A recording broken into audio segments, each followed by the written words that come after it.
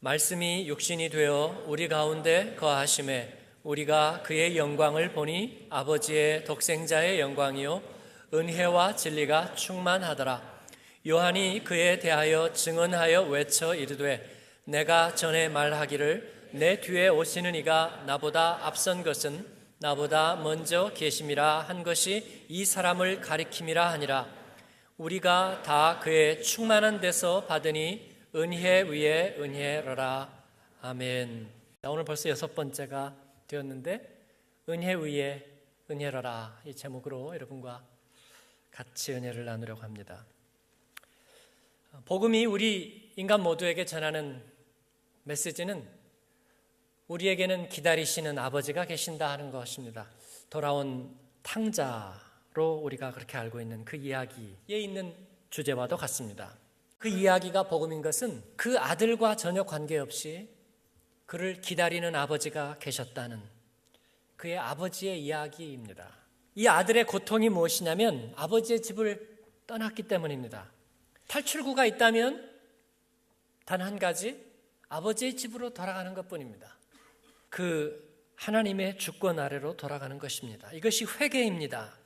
그러나 이것은 그 아들이 준비한 것이 아닙니다. 집을 나간 아들이 아버지에게 안긴 것은 철저하게 아버지의 준비되고 기다리고 대가를 치른 마음 때문이었어요. 그는 아버지의 그 품 안으로 다시 돌아왔습니다. 그래서 그 새로운 생활 속에서 행복했을까 하는 것이 여러분 오늘 저의 질문이에요.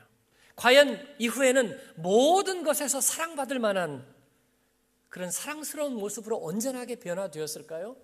거두절미하고 제가 두 가지 가능성 같이 생각해 봅니다. 첫 번째는 행복하지 못했을 가능성입니다. 자기 인생을 잘 살아보기 위해서 아버지 집을 떠났고 그리고 그곳에서 정말 절망과 막다른 골목을 경험했습니다. 그리고 아버지에게 다시 돌아왔을 때 자기를 맞아주는 아버지가 계시다는 사실에 너무나 놀라고 그리고 너무나 감격하고 그 죄의 어두움 속에 비치는 은혜의 햇살에 너무나 큰 충격과 인생의 전환점을 경험했습니다. 그리고 그는 새로운 삶에 대한 기대를 가졌습니다. 그리고 아버지 집에서 새로운 삶을 시작했습니다. 그런데 그 다음에 어떻게 되었을까? 며칠이 지나고 나니까 생각보다 이 새로운 삶이라는 게 더 힘들다는 것을 알게 되었습니다. 죄와 은혜, 여기까지가 너무나 좋은 주제입니다. 그러나 그 이후의 것은 행복하지 않았어요. 둘째 아들이 와서 큰아들이 사는 모습을 보니까 행복하지 않아 보였습니다.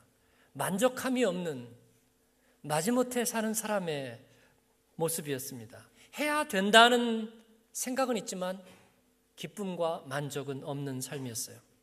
실제로 그 아버지의 집 안에서 사람들이 행복해 보이지 않는다.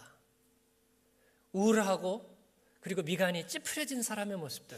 아버지의 집에서 사는 것은 또다시 완전해지려는 노력과 같았습니다. 그러나 이 모든 것이 그를 행복하지 못하게 했습니다. 여기 사람들은 사실은 변화를 믿지 않아. 그는 늘 찌푸려 있는 우울한 회색 인간으로 변해갔습니다. 두 번째 가능성으로 가겠습니다. 그것은 돌아온 아들이 행복했을 가능성입니다. 그는 이전의 세계로 돌아왔습니다. 모든 것은 다 그대로였습니다. 일상도 달라지지 않았습니다. 자기도 내 안에 뭐가 달라졌는가 믿을 수 없을 정도였습니다. 그러나 그는 아침마다 저녁마다 자기 자신이 자기와 전혀 다른 낯선 존재라는 것을 느낄 수 있었습니다. 그는 이전과 같이 볼 수 없다는 걸 알았습니다. 제가 주체를 잘못 생각했습니다. 이제는 행복의 주체가 바뀌어 버렸습니다. 나는 이미 다른 세계에 들어가 버렸습니다. 내가 이전에 슬펐던 기억 때문에 이제 내가 하나님의 은혜를 아는 자로서 이 슬픔을 어떻게 만회할까? 아니요. 이 슬펐던 것은 다시 보상되지 않습니다. 이전에 일그러졌던 모습은 다시 펴지지 않습니다. 그것은 단지 다시 돌아갈 수 없는 것입니다.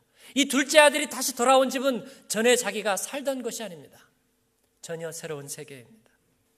은혜 위에 은혜라는 말은 실패해서 성공으로라는 말이 아닙니다. 삶을 다시 만회하고 되돌려 놓으려고 온 것이 아닙니다. 전혀 새로운 세계입니다. 여러분, 예수님을 만나고 행복해지지 않을 가능성이라고요?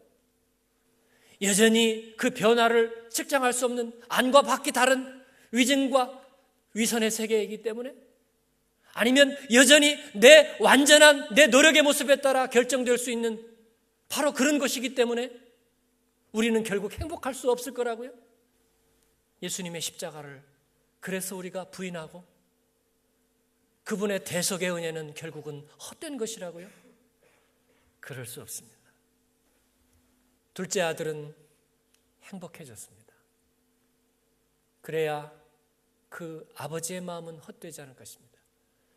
저와 여러분은 주님 안에서 행복하고 또 행복해야 합니다. 예수 그리스도의 십자가가 헛되지 않기 위해서입니다.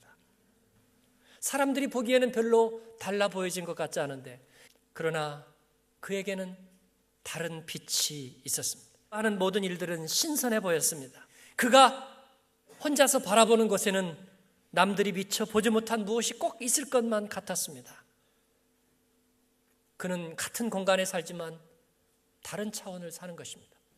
사랑하는 여러분, 여러분 안에 들어온 새로운 시대, 새로운 영역, 새로운 앵글, 그리고 새로운 감격, 새로운 법에 대하여 여러분 눈을 떠서 바라보는 여러분이 되길 바랍니다. 이것은 그 은혜로 시작하여 다시 자기 완전에 이르는 그런 헛된 사이클로 돌아가는 것이 아닙니다. 복음이 말씀하시는 것은 은혜 위에 은혜를 얹어 놓는 것입니다. 이전 것은 지나갔습니다.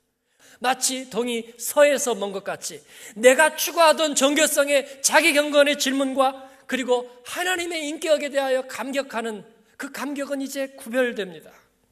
사랑하는 여러분, 다시 세상에 나가십시오. 그리고 은혜 위에 은혜를 더하십시오. 아버지의 주권 아래 사는 삶에서 그의 부르심을 이루어내는 삶으로 가십시오. 행복하고 그리고 복된 순례자가 되십시오. 그 복음의 능력이 여러분과 함께하기를 주님의 이름으로 축원합니다. 기도하겠습니다.